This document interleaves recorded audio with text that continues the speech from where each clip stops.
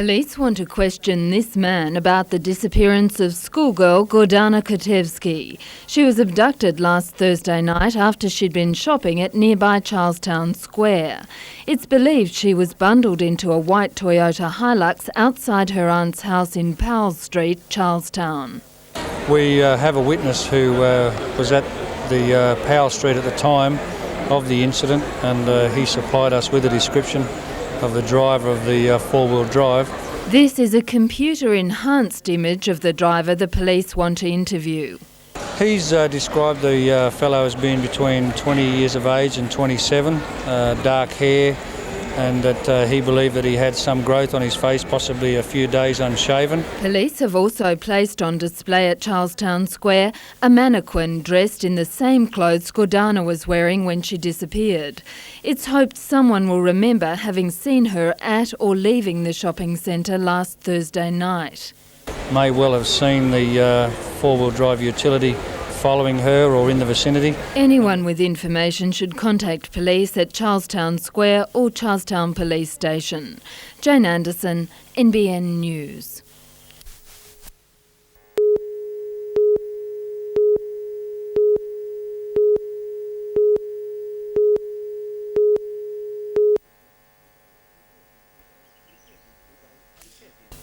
The championship aims to produce the players of the future, attracting the best trainee pros from around the country. Amongst all the potential stars, a Brisbane youngster whose brilliance was blinding. It was a near-perfect round by Ken Druce, 4 under going to the 16th. Then he stumbled. He lost his ball off the tee, eventually recovering to record a double bogey. That hiccup merely emphasised his dominance, still too clear of his nearest rivals, although there was plenty of pressure from New Zealand champion Dominic Barson. His 71 places him equal second with 3 other challengers.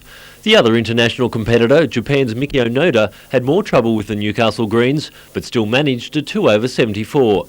And home turf proved to be no great advantage, with Newcastle's Anthony Musgrave struggling to get 78 and Russell O'Neill crashing to 8 over. Richard O'Leary, NBN News.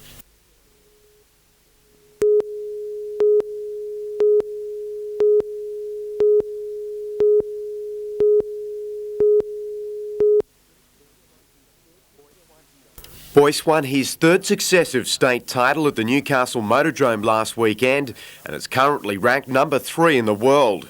He returns to Gosford for the first time this season to take on Ricketson, who has never competed at the circuit. Meantime, Sydney driver Justin Meneath has targeted tomorrow night's Winfield Sprint Car Classic at the Newcastle Motordrome after his success in Sydney last weekend.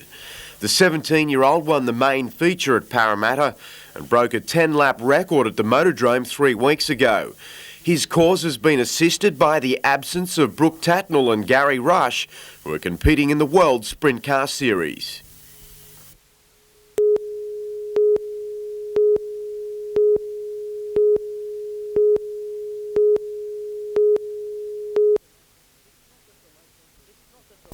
It's not that the lake's anglers have given up, they're just not catching anything.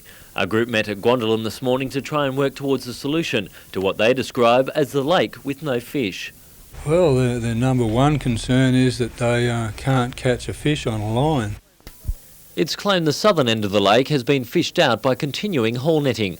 The anglers want the government to make the lake a marine park, but the Minister for Fisheries, Ian Causley, says the fishing clubs must provide a management plan which will cost $150,000. And I think that it's ridiculous for the public to have to raise the money. I think that money should come from the government. A delegation from 4 of the lake's fishing clubs will meet with the Minister on Monday. They say if they don't win concessions from the government, they'll encourage their members to vote as a bloc at the next state election. Richard O'Leary, NBN News.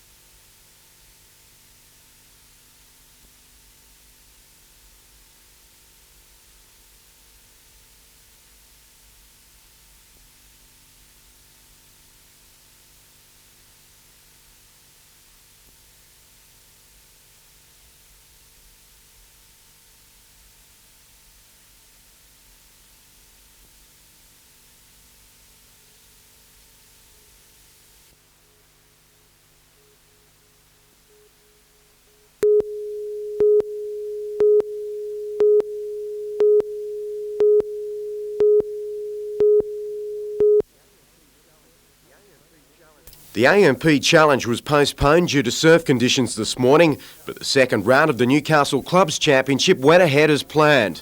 Tim Forum was arguably the unluckiest competitor today. Leading the junior event, he was hit by a barrage of waves on the ski leg and was relegated to last before fighting back to finish fifth. This allowed the Swansea-Belmont pairing of Ryan Cook and Adrian Tobin to battle out the event, the latter prevailing with Redhead's Brendan Ross third. After finishing fourth in the Uncle Toby's freshwater event last weekend, Blair won the senior event ahead of clubmate Matt Reef, who is returning from injury. Meantime, in soccer, round 5 of the Toohey Summer Sevens was held at Austral Park last night. Leading 1-0 at half-time, the Gunners provided 2 further goals in the second half to beat Hamilton 3-1 in the opening match. In the other major game of the night, the highly ranked Edgeworth team drew 1-1 with Highfields.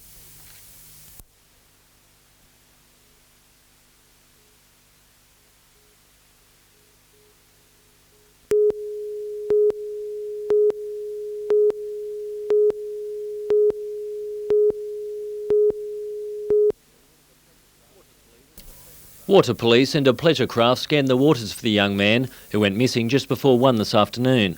He'd been swimming near this rocky outcrop at the unpatrolled Zenith Beach at Shoal Bay. His 3 mates were on boogie boards nearby. They saw their friend struggling. Minutes later, he disappeared. The choppy seas hampered efforts to find the man, and as the search extended to hours, fears grew that he wouldn't be found alive. Friends and relatives arrived at the beach as efforts to find the man continued. His devastated friends couldn't believe what had happened. Their 18-year-old mate is considered a reasonable swimmer, but it's believed he may have been pulled under by a strong rip. The search will continue until last light. Richard O'Leary, NBN News.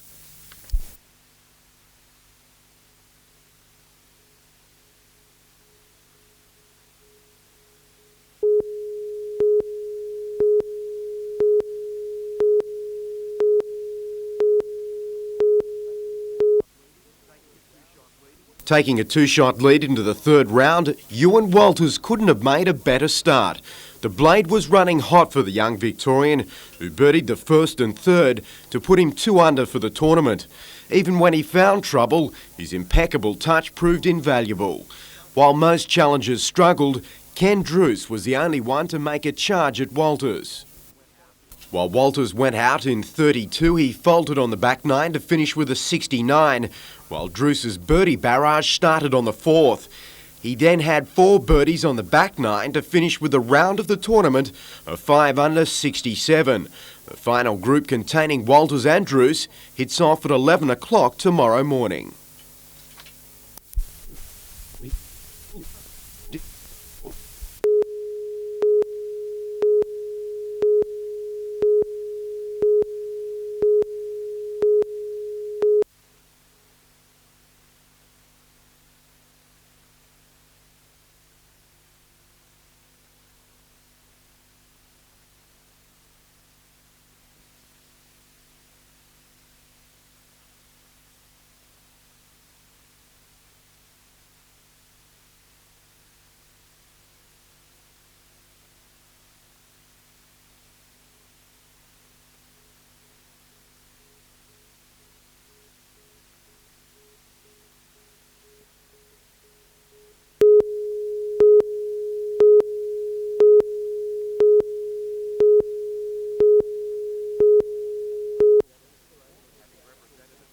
Having represented Australia at international meets for more than a decade, Darren Clark finally won Commonwealth gold in the 400 metres at Auckland in 1990.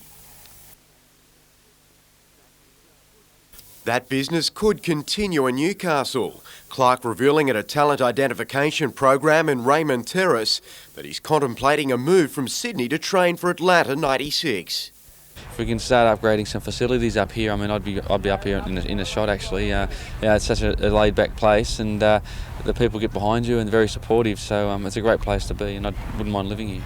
In reality, that move appears a long way off, with the Newcastle Athletics field in a less than perfect state. Clark is still recovering from an Achilles injury, but is hoping to return to the track in February and run in the World Championships in August. For now, he's happy conducting his talent identification programs throughout the state. it doesn't just stop once the Sydney Olympics are over. We've got 2004, 2008, and then you've got Commonwealth Games in the middle of all that. So, yeah, there's plenty of things coming up. So hopefully we can spot a little bit of talent and do something with it.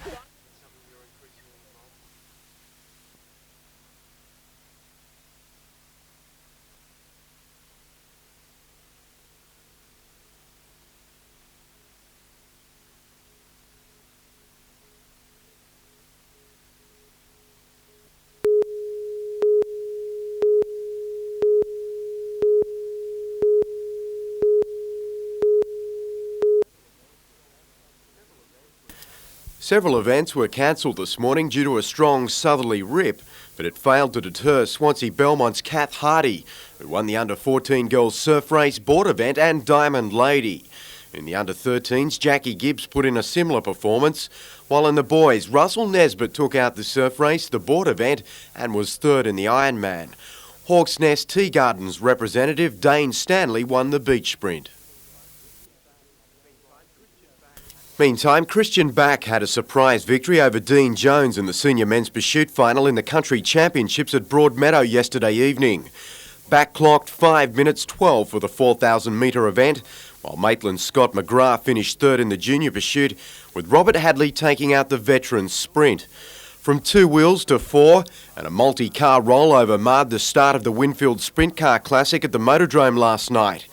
After the restart, race favourite Justin Maneath was disqualified for spinning out twice. The lead changed hands several times before Skip Jackson took the checkered flag ahead of Todd Wanless and Peter Kraft.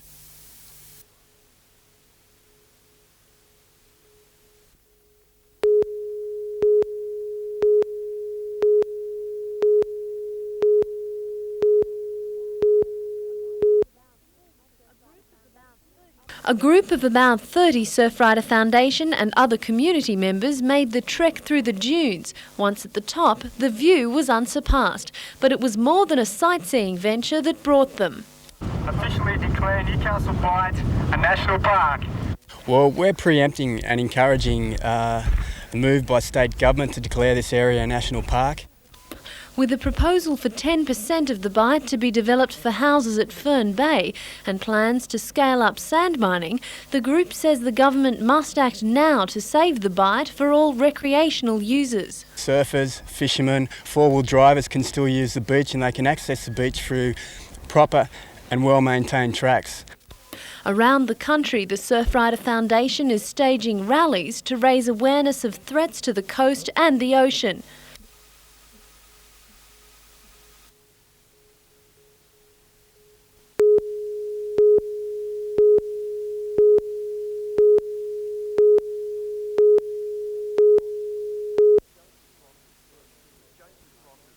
It was Jason Proctor's first trip to Harold Park as a trainer, gaining his licence only 5 months ago. His fairy tale debut began in race 6 with Australian 2-year-old Horse of the Year Bastel Beggar, winning his 11th start from just 15 races.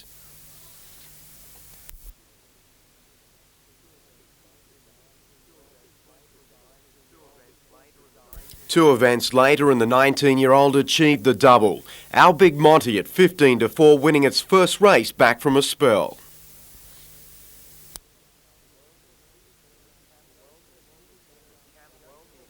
From Camberwell near Singleton, Jason along with Gunadar's Sally Torrance is regarded as one of the best young trainers in the state. He's now taken over his father's team and has set Bastel Beggar for the Victorian Derby in February. But the immediate task is at Harold Park this Friday night, where the half-brothers Our Big Monty and Bastel Beggar, both out of DJ Princess, will again back up, Proctor hopeful of another training double.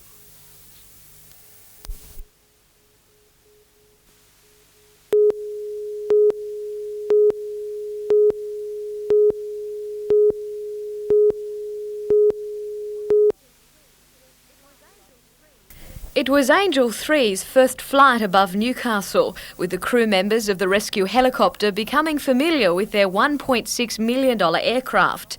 The Bell 206 Long Ranger is smaller than Angel 2, but it has similar capabilities. It's equipped with a nightlight, the latest in communication and navigational equipment, as well as a rescue winch. With the workload increasing every day, there's certainly a need for the second aircraft. In the past, if Angel 2 needed maintenance, a replacement aircraft was flown to the region at considerable expense and inconvenience. Now with Angel 3 fully operational, that won't be necessary. It will also help when times are busy. There has been instances in the past where the second aircraft could have been used, such as the searches in the Blue Mountains, as well as the bushfires. Once the aircraft's taken out of the area, it's fairly well committed to those tasks. Now, if we had a second aircraft online, Newcastle would be nearly guaranteed that there would be an aircraft ready to respond if that other aircraft was otherwise committed. Like Angel 2, the new chopper is funded by the ongoing support of the hunter community.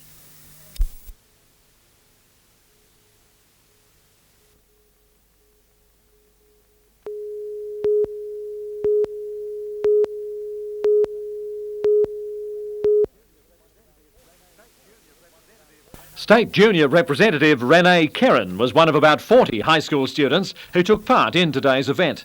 The teams of 3 had plenty to play for, with the state and national schools titles ahead, plus a chance to play in the World Final. This tournament is unique in that the winners for the national final then represent Australia against 15 other countries in the UK, playing it this year at Sunningdale. Last year it was at the Royal and Ancient, so it's an incredible experience for those players if they get the opportunity to represent Australia.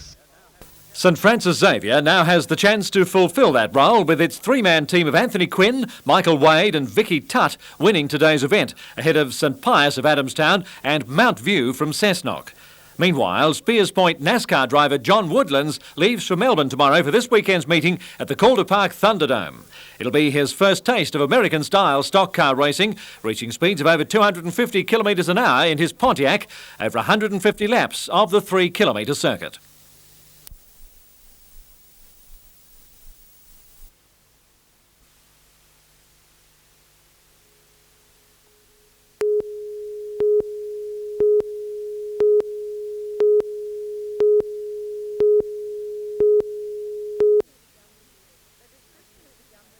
A description of the gunman was issued within minutes of the shooting. It was thought the motorcyclist had taken to bushland and was heading toward Freeman's Waterhole. Under guidance from the rescue helicopter, police were directed to the area and quickly had the bike in sight. Information he's heading along Lake Road towards Kersley. As the trail bike neared the town of Kersley, water tankers were used by police to block the road, causing the bike to slow down. It was then a police car rammed the motorcycle. 4 cars, that offender is in custody. Information from Westpac 1. The rider was bundled into a police car, his bike taken to Wallsend. Police later found a rifle believed to be that used in the shooting in nearby bushland. While police were making the arrest, the wounded woman was taken to John Hunter Hospital, where she remains in a satisfactory condition. Raylene Hipwell was shot in the right shoulder after answering the door of her Westcroft Street house at Killingworth. Her husband Wayne spoke to her minutes after the shooting. Wife rang me at work and she just told me she's been shot. And I said, can't be. Also in the house at the time was their young daughter Lauren. Police say the shot was fired through a window. There's nothing to suggest that she knew the person at all. There was no demand for any property or money at all. Very, very slight communication between the offender and the victim. Scientific police attended the house this afternoon, examining tyre prints in the driveway and an abandoned helmet. A short time ago, police were interviewing a 14-year-old boy believed to be from the Upper Hunter. Jodie McKay, NBN News.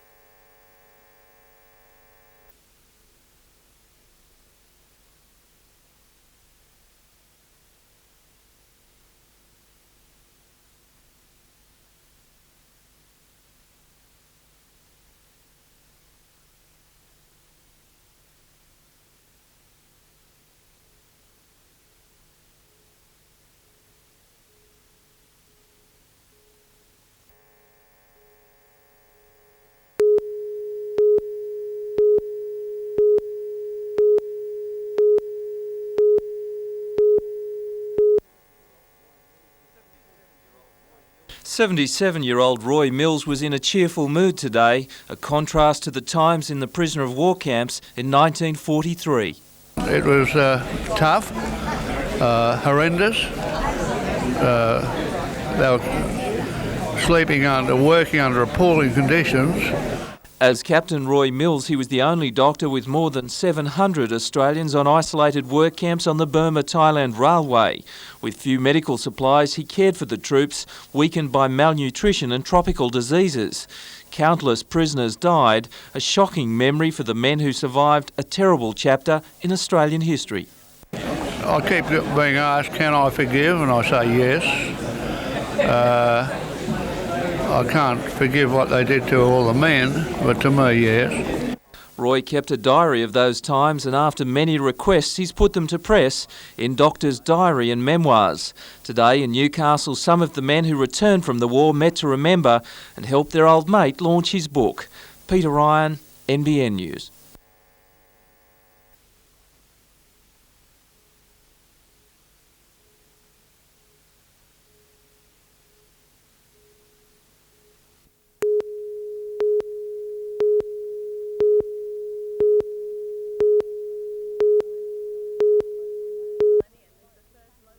Millennium is the first locally owned and built boat to tackle the Sydney to Hobart race. The 60-foot vessel was launched 2 years ago. Skipper John Clayton has been preparing for the Hobart with a number of short-handed hauls, including the Brisbane to Osaka race, Sydney to Coffs Harbour and the Hamilton Island series. It took about 4.5 years for me to build it. I think it was a bit of a labour of love, probably bitten off more than I could chew. But the end result was well and truly worth it. The crew for the Sydney to Hobart trip comprises locals as well as New Zealand and Tasmanian sailors. Mr Clayton predicts a good finish for the boat in a fleet of nearly 400 entered in the 50th anniversary Sydney Hobart race, which sets out on Boxing Day. This race is the biggest ocean classic in the world. So we have to be amongst the top runners at the finishing line there, provided we've got good northeasterly winds. Millennium set out for a shakedown run to Nelson Bay this morning, passing over the Foster Bar. Tracy Walsh, NBN News.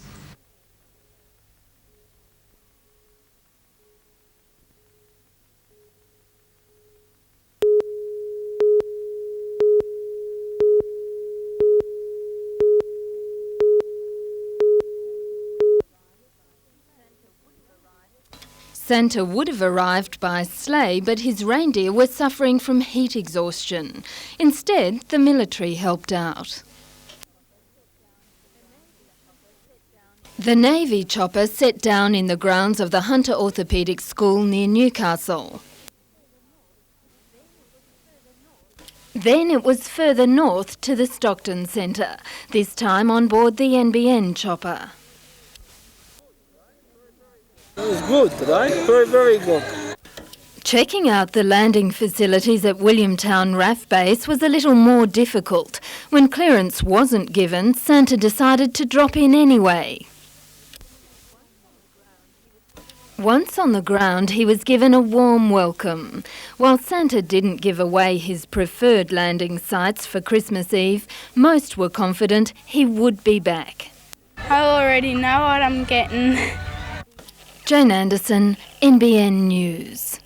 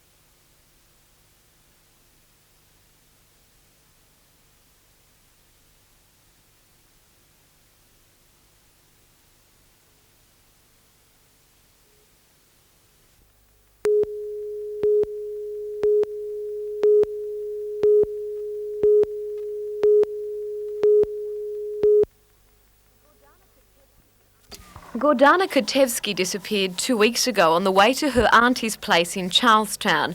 It's believed the 16-year-old, who had been night shopping, was abducted by a man driving a four-wheel drive Toyota Hilux. Despite extensive inquiries by police and a continued effort by her family distributing leaflets, there has been no sign of Gordana. There have, however, been more than 150 calls to a police hotline. The response has been very encouraging from the Penry and vehicle numbers, and police are just following normal lines of inquiries, eliminating people who have been put forward as suspects. But it's a case which police admit is baffling. They have no motive and no firm suspects. The family has been searching bushland around the region for the past 14 days, and again this weekend they'll be combing the area. With the help of local four-wheel drive owners, they're hoping to find some clue as to her whereabouts. Until they're told otherwise, the family believe Gordana's alive. I'm praying to God that she's all right somewhere and someone will have a heart to bring her back. Jodie McKay, NBN News.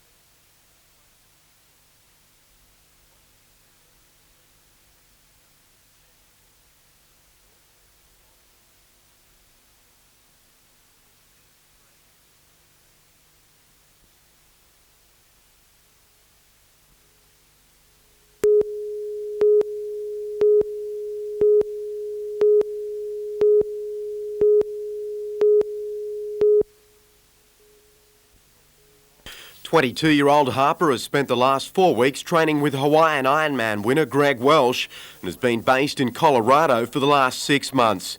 His return for Australia's Grand Prix triathlon circuit, which starts on January the 22nd, and Sunday's event in Port Stephens will be one of his final hit-outs before the series. Newcastle's Kyle Hughes won the second round of the 20 to 24-year age group at Port Macquarie last month, but will have stiffer competition in Harper. He's expected to challenge for overall race honours in the 300-strong field, which will tackle the Olympic course of a 1.5 kilometre swim, 40k cycle and 10k run. Although in separate age groups, Tormina's John Crimson and Lake Canai's Wayne Ellis are once again set to resume their battle. Both finished in the first three in Grafton, then Ellis took out the race at Port Macquarie with Crimson second.